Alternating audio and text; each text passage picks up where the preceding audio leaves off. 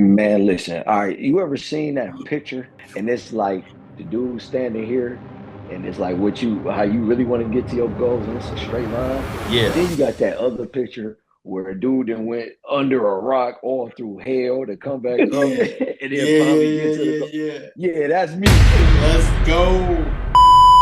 What up, though? It's your host, Troy Justice, and this is Important Athletes in Travel Podcast. As usual, I got my boy Yodai Nakamura on the call with us today from the Czech Republic. And today we have a special guest, a guy from my hometown, Coach James Robinson, Coach Jamo in the building. What's going on, man? What's the deal? What's the deal? How everybody doing? We good, man. Thanks for taking time out of your hectic schedule to hop on the call with us. Thing. Just off season work, a lot of phone, a lot of film, emails and stuff like that, plus full-time fatherhood. So take care of my son. First day back to school. Yeah, yup. We made it. We in preschool now. Oh, man. Let's go. Yeah, we in preschool, making strides. Is it hard balancing coaching, especially over in Toronto with having a son? Not really, because he's in school and he knows what I do for a living. So it's like where I'm at is Kitchener. So Kitchener is an hour before you get to Toronto. So it's only like a 2.5, 3 hour drive. If anything happened, it's nothing for me to get back here. You know what I'm saying? But even Yeah. during the season, he'll come up there with me. Like when he got holidays, school breaks, like he come up, spend some time with me, and then after the season, I'm back here, until he finished all school. And then we actually just came back from Canada. I was working at camp last week up there. Okay. Yep. Not only are you doing coaching, you're doing scouting for the team as well. Yep, scouting recruiting. What's the process like for guys that are trying to play basketball outside of the States? I'm gonna tell you the biggest thing is like your film. You gotta have some type of film, and also like you gotta think about if it's not the NBA or top Euro Cup leagues, like you gotta be consistently playing. Like you gotta have jobs because almost like with baseball in a sense, like you got 1 year to go over here for X amount of months, and then you gotta pretty much kill in order to get another contract, or if that team want to re-sign you, or at least get you some decent film to keep moving on. So that would be the number one thing, even in college, like especially at college film, have your film chopped up already and have whole games. You know what I'm saying? Like have a whole game film, which so every all coaches can look at a whole game versus just highlights. Outside of the film, what do you look at in terms of the camps? Well, no, but the camps I was running was youth camps. Like we did a Nike Oh, camp, ages 10 to 17. Yeah, off season work is like just okay. camps. Like, yeah. Now other things like I could go to is like NBA Summer League. We can go down there and scout and recruit a lot. They got the what's the other one? Like the Euro camps is going on down there. And then even up here, like I go to like pro runs around the city, Oh, So I go to pro runs around the city and kind of scout talent too that way. Like because you got all these schools here, Western, Central, Ferris, Grand Valley, like Michigan State, Michigan, Eastern, all of these schools and these, they got their guys on campus right now, or even they was on campus last year. So they go into the summertime run. So I could get an early jump on a guy that could potentially be coming out of college for next year. You know what I'm saying? oh yeah. Yeah. Yeah. Right. What's your journey been like becoming a coach from the Titans? Man, listen. All right, you ever seen that picture? And it's like the dude standing here, and it's like how you really want to get to your goals, and it's a straight line. And then Yeah. you got that other picture where a dude then went under a rock all through hell to come back up, Yeah. and then Yeah, finally yeah, get to the yeah, goal. yeah, yeah. Yeah, that's me. Let's go. Then- so I gotta give you the whole scope of things, the whole scheme of things, where I've been coaching. This is going on 12 years. So this is my 12th year. You're going into my 12th year coaching. I started coaching November 3rd, 2014. I went back to like elementary school to coach, like my old elementary school I used to play for. So like growing up playing, like I had a playing career, but I had injuries and all of this stuff. So it kind of just sidelined me. So basketball was always something I wanted to do. And I knew I could fund my dream, but coaching basketball, you already know, like you're not gonna get paid for much of that. So at the time that I was coaching, I was working a 9 to 5 at a bank too, because I was funding my basketball dream, and then I just had basketball, and I was just gonna build my way up. A lot of people when I started coaching was like, "Oh, that's a nice little hobby to give back." Like, nah. Eventually, I'm gonna get paid from basketball. Like, this is my dream, my goal. This was something I told myself in the third grade when I started playing. Like, we gonna get paid off basketball. But elementary school coaching, I was coaching at Jesus. I coached fifth and sixth grade 1 year, no pay. But I was working a 9 to 5. I didn't care. Like it was just love, you know. And as I was coaching these kids and like just me being me, they started to gravitate to me and they started to give me like a spark, like a not to sound cliche, but it was like one of them movie moments, like I found my purpose. Like Yeah. it was one of those, like, ding, you know what I'm saying? So I was like, all right. So I coached fifth and sixth grade. I was like, man, how about you move up to seventh and eighth grade? So I was like, all right, cool. Like I go seventh and eighth grade, went to seventh and eighth grade. I coached them for 4 years, but I wasn't getting no pay. So but a lot of parents started to come to me like, hey, can you train? Do you do one-on-one trainings? I never thought about it. So I was like, you know what? Yeah, I'll train your kid. Why not? You know Right. what I'm saying? Like, so I started my training business in 2018.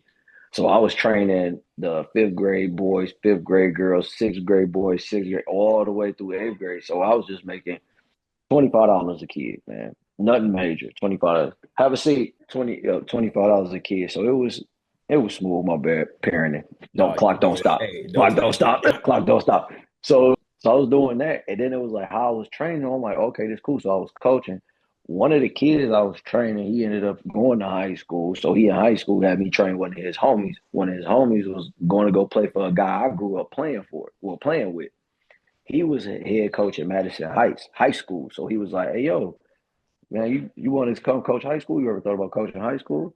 I was like, yeah, like I come coach high school. Like that ain't nothing for me. Like, so I was like, that's cool. Like that moved me up. So I went straight to high school varsity. Like no oh, freshman team, no JV time. I went straight to high school varsity.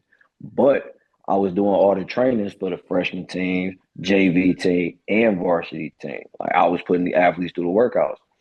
Coaching that, while I was doing that, I was also started training like college athletes and guys coming out of JUCOs or coming home from school and they yeah. train about to go to the pro level. So that just came just from just posting. Yeah.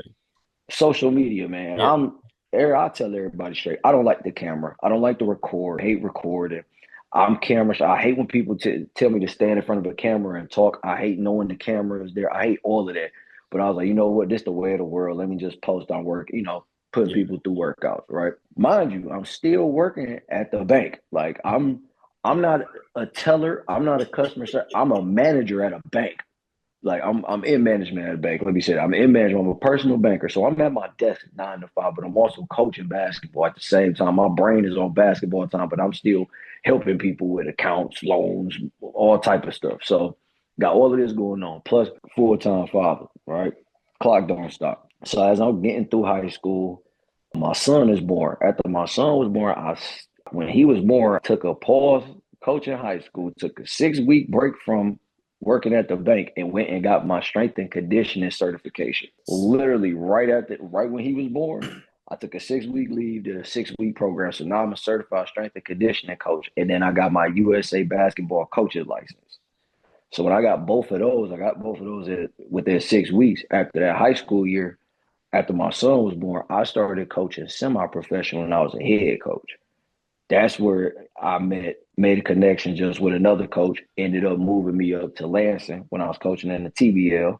Coaching the TBL, that was the first time I seen a check for basketball. So you talking November 2014 all the way to February 2022. Never seen a basketball check. Wow. So that's why I said when it comes to like this journey, you gotta love what you do. You gotta love basketball to really do that. And I'm talking about putting in man hours. I'm getting up at 7, getting the kids to school, going to work 8:30, not getting out until 5:30, driving, making practice at 6. Don't leave practice till 8. Still got workouts. Get back to the crib, enough time to sleep, put the kids to bed, wake up, do it all over again. Then when I was coaching in Lansing, I was driving to Lansing 2 days out the week for practice. That's not a short little trip. That's like 2 hours. And that's like an hour 30. But Yeah. with traffic, yeah, about 2 hours. After 5, it's over with. Oh yes. So that's what and then crazy thing is, so when I was in Lansing, I was coaching professional. Like TBL is like a minor league in the States. But we had an exhibition game in KW where I'm coaching at. Had an exhibition game against them. Walking out of the arena, I met their lead assistant, who's the head coach now. Met him just talking, just random conversation, right? After like we leaving Canada, I'm on Instagram, like I'm about to get his IG. You network, you feel me? Like that's Right. what you got to do. So when I found his IG, I'm like, oh, he known. Shout out to Cliff Clink skills, bro. You do your Google that man basketball resume, crazy, right? So I was like, oh, this is probably a good basketball connection, like a legit one to have. So, followed him on Instagram, followed me back. We was just chopping from there. I'm like, man, let me just shoot him my number. You feel me? So even that summer, so from what was that, May 2022, well, February 2022 to like November, me and him was just talking. I check on him every now and then. I see what he posted, and I pick his brain about certain things. He ends up getting hired as the head coach. So 2022, 2023 season, he moved up from lead assistant to the head coach. All I did was send him. I seen it on Instagram, so I text him like, "Yo, young black dude, get a head coaching job in another country is fire." So I sent text message like, "Yo, that's dope. Congrats." Blah blah blah. And it was crazy. Well, I was sick with the flu. I had the flu when I saw it. I'll never forget it. This was December 2022. I sent them a text like, "Yo, this is dope. Congratulations. Glad you got that. That's good seeing a black man move up. All the best of luck. I'm gonna be tuned in." I had just got the word that the Lansing team I was coaching for, we wasn't playing no more. So I was just about to be working at a bank. Man, he sent me a text back like, listen, appreciate you. I don't know you like that, but I want to give you an opportunity to come on as my lead assistant. You gonna make blah blah blah blah blah blah blah. I can get you a contract out, your housing covered, blah blah blah.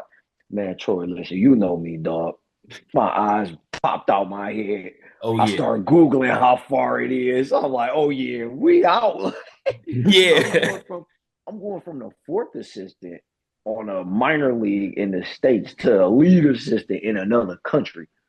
Oh yeah, no, we gotta make this move. You feel me? Like, come Yeah. on, we out.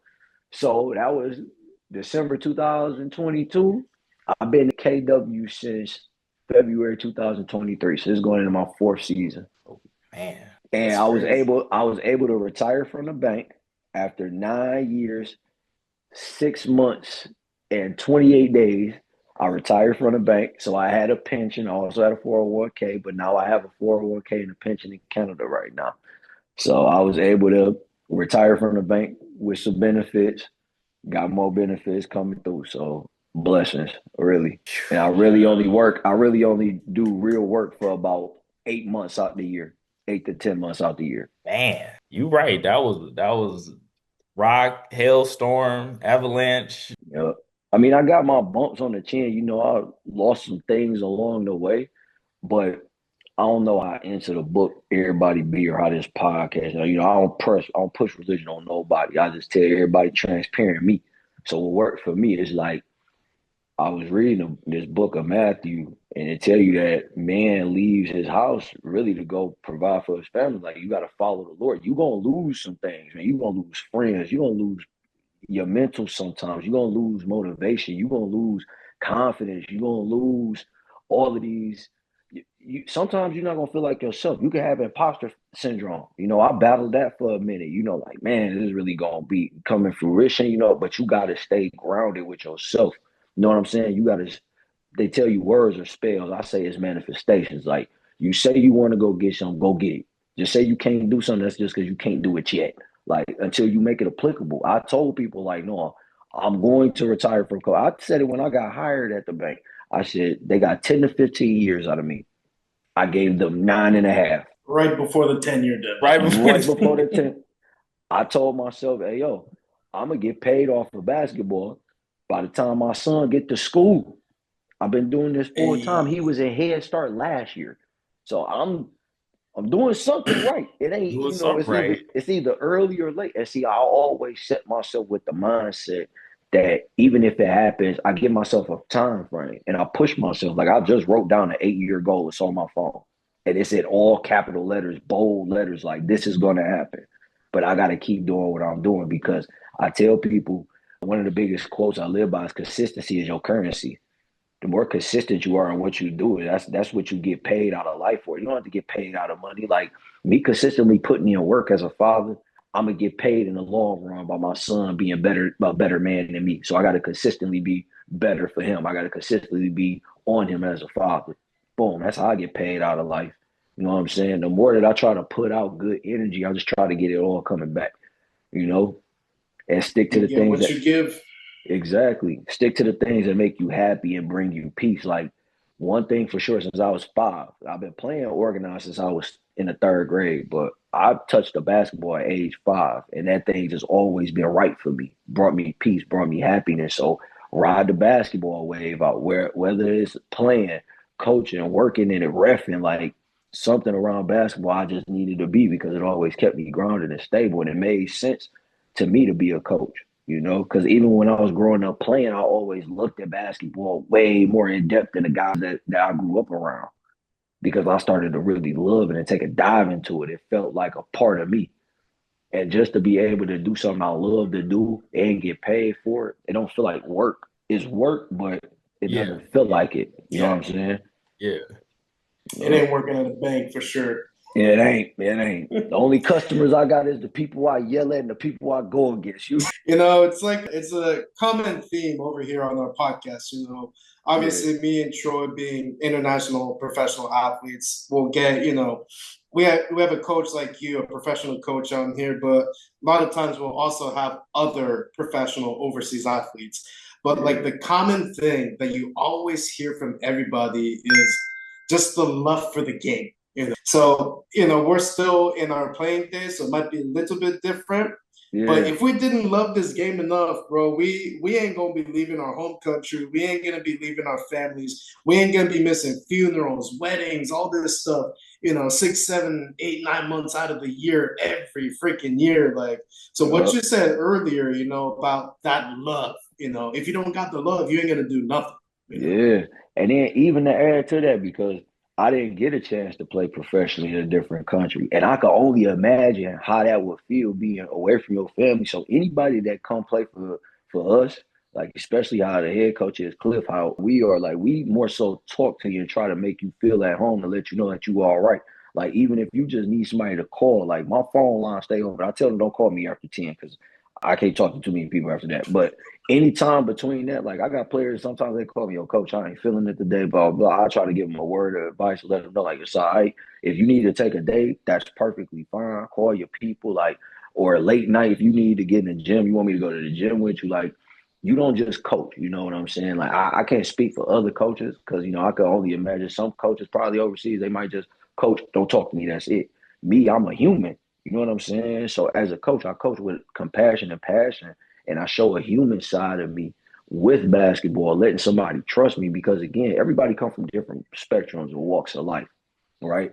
I'm coaching in Canada. I could have a guy that came from Oceanside, California, and I'm from the east side of Detroit. We don't walk the same path, but you away from your family, I am too. So let's be family right here. We here for the next 6 to 7 months. How you doing? I'm James. You know what I'm saying? I'm your coach on the court. Off the court, man, I'm more like a big brother, a counselor, whatever you need to talk about something. I ain't saying my story is rough, grimy, out the mud, or worse than yours, but I probably went through something that you can relate to, and how I went through it, you can apply it. You know what I'm saying?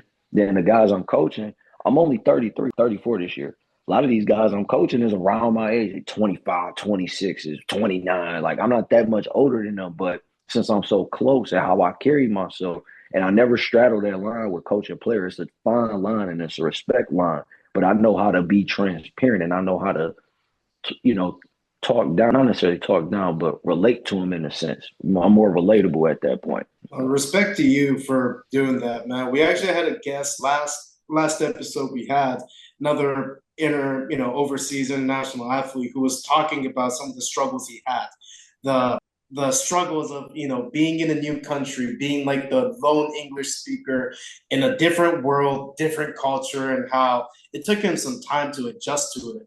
And Mm-hmm. finally, after the people around him saw like the struggles he was going through, they kind of reached out to him and made sure he was okay. And that was like a huge turning point for his mental health and his playing career. But, as much as we can do stuff as the athletes, it's also like the environments that we end up in, Yep. because you being the in the recruiting side, I'm sure you can relate.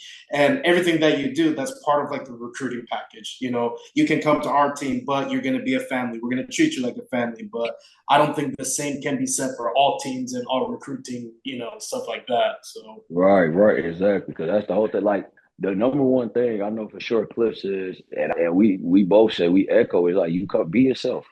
Like we mhm. want you to be you. We don't want you to come here and be something that you're not, or be somebody that you're not. You know what I'm saying? Like be exactly who you are. That way you're comfortable. Like we don't want people up there uncomfortable. But then my brain just always work. Like the highest form of comfortability is when you're able to be comfortable, uncomfortable.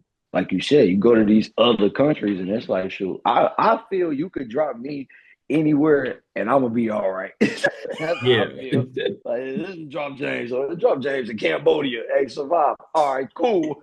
Cool. Coach James Euro Turo coming soon.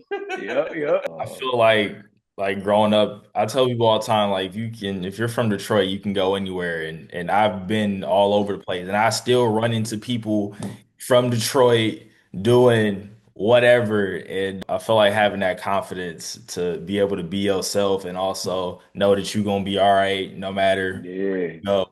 Just from the life skills. I felt like growing up in Detroit, you get a particular set of life skills that everybody may not get Yup. where you traveling and going places and dealing with different types of people because like Detroit's a very black place, but it's also a very diverse place. Like you meet people from all walks of life at the gas station, at the store, or wherever, doing your job or whatever. You So learn your best lessons from Willie Ray Nathan, the hobo on the block.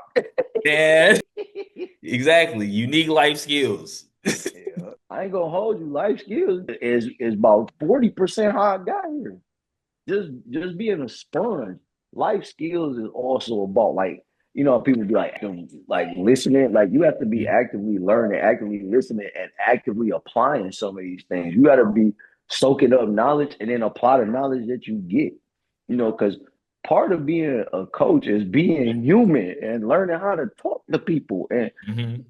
like it gotta be real. I don't know what Canadian street life is. I know Detroit street life. I don't know Canadian street life. But if I got a player that's from the hood of Toronto, hey my man, we playing basketball, man. Ain't nothing violent about to happen today. Yeah, you right, coach. Like, sure. My players know that I start the day off by saying top of the morning. I do that anyway. Like I don't say regular good morning, but I just say top of the morning. That way you know that you starting your morning off. It could be good if you want it to be. It could be bad. I'm gonna let you know just top. I'm up here with it. All right, I ain't nothing low. I'm up here, top of the morning. Hey, how you doing? That's how you set the tone of the day. Oh yeah. Being a coach, like you said, is more than just, hey, do this, do that, this is how you shoot the ball, all right, bye. Like it's a Yeah, constant thing. and then too, like I said, it's always a back and forth. Like I'm always open to learning. And sometimes players could teach you something too. Players could teach you something about yourself. It's Oh the yeah. crazy thing. Like they could teach you a lot about yourself. Like you could think you the best motivational speaker in the world. You might have a player after you get done talking, he just like that. Yeah, all right, coach. Like, like Yeah. it is what it is. You learn you ain't everybody cup of tea. And Okay. that's fine. You know what I'm saying? You might learn that some people you just gotta be black and white with. You learn that some people might have the same type of thought process you get. Some players I might have to coach with a little bit more care. Some other players I might be able to talk too crazy. Some other players, we might be able to turn each other up like it different things, but you got to be open for all of that. I ain't saying that's what make me a the best coach walking or better than this coach. That just make me as a Yeah. coach.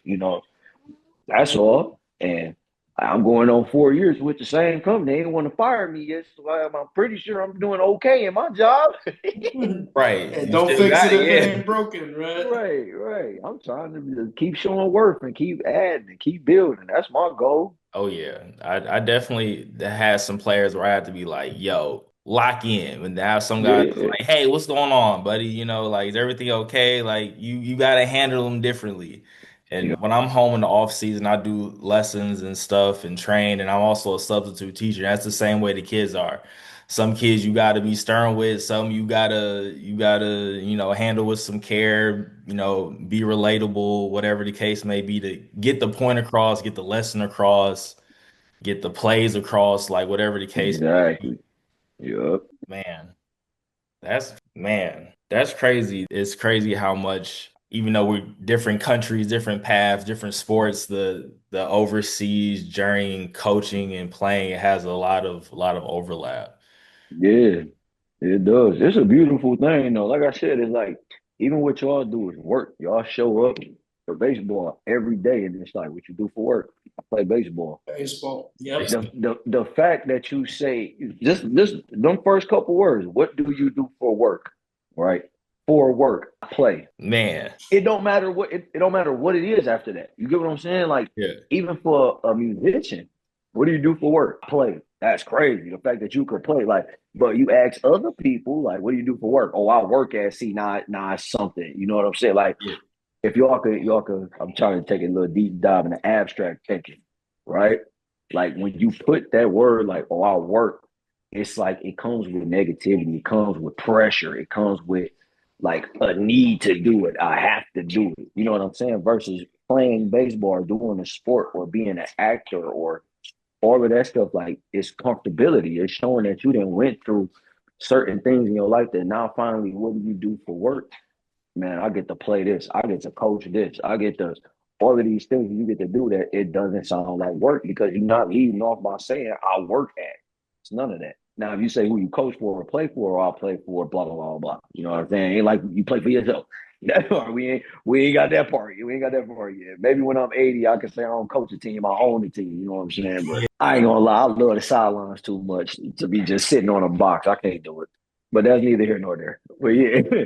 So it's like you just keep working your way up to get to say the things like play, whatever. Like that's what you do for income. have you noticed much of a cultural differences in Canada where you are opposed to Detroit? I know it's only a couple hour drive. Yes, yes. What are some of the things you noticed? Up there is more of a in Canada is more of a melting pot. It's more diverse. Like they take a deep dive into what their whole ethnic and racial background is. Like you can't just say like, "Oh, I'm black." They gonna be like black, like for where? What you mix with? Where's your roots? Where's your tribe? Like they get real in depth because I would say their culture it's not as exterior as ours. Meaning that when you pull up in Canada, you really got to figure out what the culture is. Versus you pull up in Detroit, it's easy to be like, oh yeah, we in there, we in the hood. Yeah, It's like that over here. It ain't like that over there in Canada. Like you really got to be around the people, and not to say because like it would sound negative to be like they don't have no culture. That's not it. I would say they have a wide range of culture that is not just based on specifically one way to be. You know what I'm saying? yeah, Like you could tell a cat that's from Detroit just how we carry ourselves, how we cut, the way we talk, you know, slang, lingo, things like that. It's of a Detroit culture, but Canadian culture is like they have deep rooted and they take their culture and their ethnic background seriously. You know what I'm saying? So it's not just specified. It's so broad. That's the biggest thing. Like you could be in a crowd full of Serbians, you know what I'm saying? And then turn around be in a crowd full of Somalians. Like it's just like, man, what is this? It's just yeah, everywhere. Yeah, facts, man. Like it's crazy. And I would definitely say it's less aggressive, way less aggressive, man.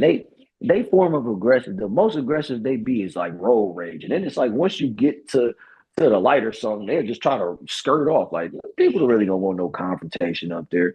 And when they do, it's like one person talking, the other person just staring at them. yeah, You barely really see the police, so it's it's nice. Like I don't want to call it, and because some Canadians get mad, like we're not just this polite country. It's okay to be polite, bro. Y'all are like it's all right.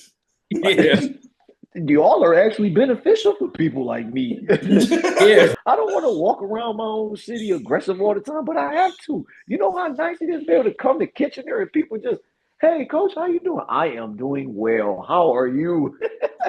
Troy, we grew up on the same block. You know how it is over here. Like, Y'all what you know, looking at, man. cuz? What you looking at? Like, hey, Yeah, man, what you right. want to do? Now we fighting at the ice cream truck. Like, what's up? Yeah. You can't just walk around like you're not where you are. Yeah, like, come on, man. Canada, I walk freely. You make eye contact with somebody down here, you got 2 minutes to either say you don't want no problems or it's gonna be a problem. Yeah. Up there, you make eye contact with somebody, you're gonna be in a 20-minute conversation about your life. Hey, where you from, bud? How you doing, bud? How you doing, bud? Hey, beautiful day. You don't say. Oh man, yeah, that's why I love it up there. Took me a smooth like a good after one season. I pretty much knew my way around, and people kind of knew who I was a little bit. Like it's okay. The same amount of love I get in Detroit, I pretty much get in Kitchener. So I can go either or. Like we was just talking about, drop me somewhere. I'm gonna be okay. I'm gonna make me a couple friends, and I'm cool after that. Right. Yeah, Man. Well, we're running out of time here because we still have not made enough money off this podcast to get a Zoom Premium. it's all right. But I would like to thank you so much for coming on. You put a real big insight on what you do in coaching, basketball life, and just so much insight, so much game. I know I'm gonna be editing this later. Like, wow, he's spitting some gems over here. Yeah, have fun with that, man. I appreciate it. Man, you got me, man. I'm gonna steal that from you. Top of the morning. I love that. Top of the morning. Top of the morning. Anything else you got for us before we sign off? Man, I got my message to everybody. I'm gonna tell y'all too, man. Go where the peace is at. Go where the peace is at. Everything that's going on, just go where the peace is at. That could be your room, your video game, the batting cage, pitcher mound, the arcade. Just go where the peace at. That brings you the most peace, joy, and happiness. Just go there. At least challenge yourself to do that twice a month. Just go where the peace at. Okay. I like that. Love that. Love that. I'm gonna go to the cage tomorrow. All right, man. All right, man. It was good seeing you. We gotta catch up soon. I'm All gonna the be time. I'm gonna be home on the 15th. I'm here. I don't leave till October. Okay, bet. I gotta come see you. Yo, Dog, man. Nice meeting you, dog. You ever in Hey, Detroit? Coach Look me James. up. Hey, nice to meet you too. We'll get you out to Europe, man. Oh, please do. My passport is still good. Let's do it. Okay. Let's Hey, do the Coach James Euro Tour. Let's go. Yep. All right, everybody be safe. you too. Thank you so much. This is Imported Athletes and Travel Podcast. Thank you for joining us. Peace.